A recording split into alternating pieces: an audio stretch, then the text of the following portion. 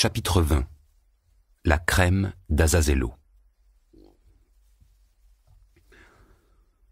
La lune était à son plein dans le ciel pur du soir. Elle luisait à travers les branches d'un érable. Les tilleuls et les acacias projetaient sur la terre un entrelac complexe de taches. La fenêtre à 3 carreaux de la tourelle, grande ouverte mais occultée par un store, répandait le feu d'enfer d'une manière électrique. Dans la chambre à coucher de Margarita Nikolaïevna, toutes les lampes brûlaient, éclairant un véritable capharnaüm. Sur la couverture du lit gisaient des chemises, des bas et des sous-vêtements. D'autres sous-vêtements froissés en boule traînaient tout simplement par terre à côté d'un paquet de cigarettes écrasé dans l'énervement. Des souliers se trouvaient sur la table de nuit près d'une tasse de café à moitié pleine et d'un cendrier où fumait un mégot. Sur le dossier d'une chaise était jetée une robe du soir de couleur noire. La chambre sentait le parfum, et l'on sentait en outre, venu d'on ne sait où, l'odeur d'un fer à repasser brûlant. Margarita Nikolaïevna était assise devant le trumeau, juste couverte d'un peignoir de bain jeté sur son corps nu, les pieds glissés dans des souliers de daim noir. Un bracelet-montre en or était disposé devant Margarita Nikolaïevna juste à côté de la petite boîte qu'elle avait reçue d'Azazello, et Margarita restait les yeux fixés sur le cadran. Par instants, elle avait l'impression que la montre était cassée et que les aiguilles n'avançaient plus. Mais non, elles avançaient, quoique très lentement, comme si elles étaient collées au cadran, jusqu'à ce que finalement la grande aiguille atteignît la 29e minute de la 9e heure. Le cœur de Marguerite se mit à battre au point qu'elle fut incapable un instant de prendre la petite boîte. Parvenant à se maîtriser, Marguerite l'ouvrit et vit dans la petite boîte une crème grasse et jaunâtre. Et il lui sembla qu'elle sentait la vase des marais. Du bout des doigts, Marguerite se mit un petit peu de crème dans sa paume et l'odeur de forêt et d'herbe des marais devint plus forte. Ensuite, de toute la paume, elle entreprit de se passer la crème sur le front et les joues. La crème s'étalait facilement et, ce fut l'impression de Marguerite, s'évaporait aussitôt. Après quelques applications, Marguerite se regarda dans la glace et laissa tomber la petite boîte en plein sur le verre de la montre, ce qui le couvrit de petites fêlures. Marguerite ferma les yeux et regarda une deuxième fois, et elle partit d'un violent éclat de rire. Ses sourcils, finement épilés aux extrémités jusqu'à ne plus former qu'un fil, s'étaient épaissis et formaient des arcs de cercle noirs et réguliers sur ses yeux devenus verts. La fine petite ride verticale à la racine du nez, apparue à ce moment-là en octobre, quand le maître avait disparu, s'était effacée sans laisser de traces. Plus trace non plus de ces petites ombres jaunes sur les tempes et des 2 petites pattes d'oie à peine visibles de part et d'autre des yeux. La peau des joues s'était teintée d'un rose gracieux, le front était devenu blanc et pur et la mise en pli du coiffeur s'était défaite. C'est une femme d'une 20aine d'années brune, aux cheveux naturellement bouclés qui regardait dans la glace, la trentenaire Marguerite, et cette femme riait de toutes ses dents, à gorge déployée. Après avoir ri tout son soûl, Marguerite d'un geste se débarrassa de son peignoir, prit une grande dose de cette crème légère et grasse, et, l'appliquant largement, entreprit de la passer sur tout son corps. Son corps devint tout de suite plus rose, plus lumineux. Ensuite, à l'instant, comme si quelqu'un venait d'extraire une aiguille de son cerveau, la tempe qui avait geint toute la soirée après la rencontre au parc Alexandre se tut. Les muscles de ses bras et de ses jambes se raffermirent, puis le corps de Marguerite perdit son poids. Elle fit un bond et resta suspendue dans les airs, un peu au-dessus du tapis, après quoi, lentement, elle se sentit attirée vers le bas et elle redescendit. « Ah ! Cette crème! Oh, cette crème !» s'écria Marguerite en se jetant dans le fauteuil. L'application de cette crème ne l'avait pas changée qu'extérieurement. À présent, partout en elle, dans la moindre cellule de son corps, elle sentait bouillonner une joie qu'elle ressentait à la façon de petites bulles qui lui auraient piqueté tout le corps. Marguerite se sentit libre, libre de tout. De plus, elle avait compris, avec toute la clarté possible, que ce qui était arrivé, c'était ce que son pressentiment du matin lui avait annoncé, et elle était en train d'abandonner à jamais l'hôtel particulier et toute sa vie d'avant. Mais de cette vie d'avant, elle sentit tout de même une pensée se détacher d'elle, à savoir qu'il fallait qu'elle remplisse un dernier devoir avant que s'accomplisse cette espèce de chose nouvelle, extraordinaire qui l'attirait vers le haut, vers l'air pur. Et telle qu'elle était, entièrement nue, sans cesser de volter dans les airs, elle courut dans le bureau de son mari, alluma et se précipita vers son secrétaire.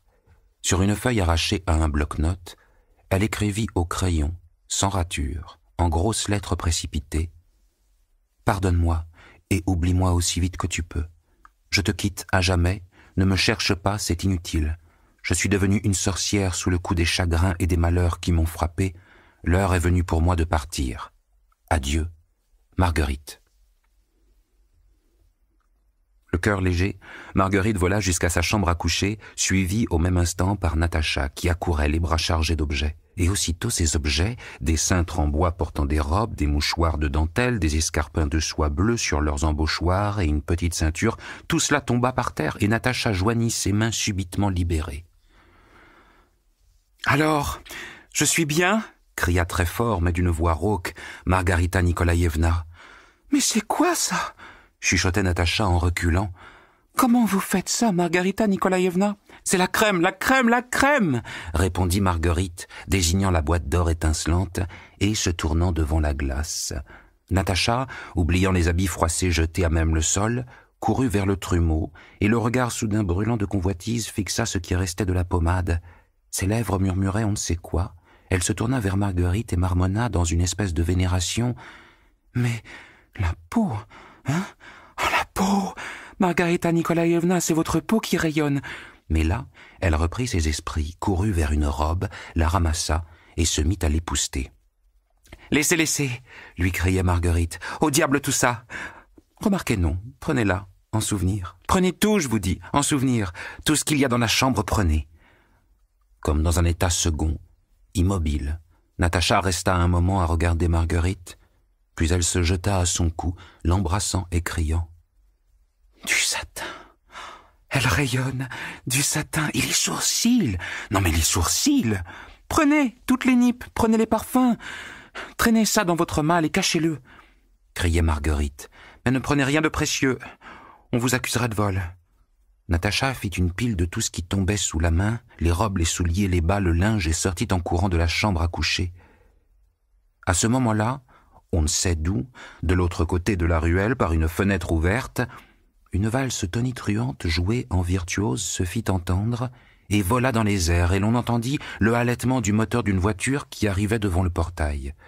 « Azazello va appeler tout de suite !»